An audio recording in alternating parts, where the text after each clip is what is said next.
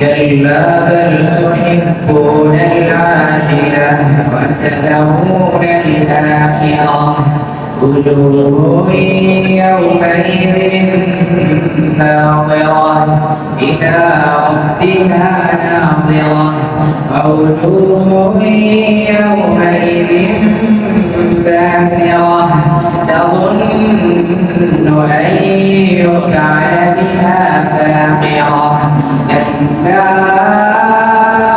إذا بلغت التراقي وقيل من راق وظن أنه الفراق والتفت الساق بالساق إلى ربك يومئذ المساق ألا صدق ولا صلى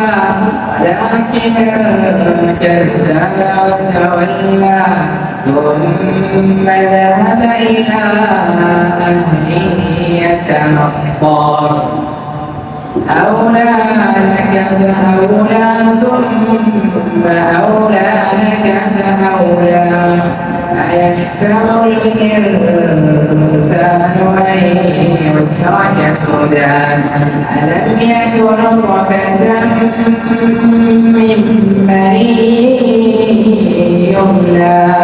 ثم كان علقة فخلق فسوى فجعل منه الزوجين الذكر والأنثى أليس ذلك بقادر على أن يحيي الموتى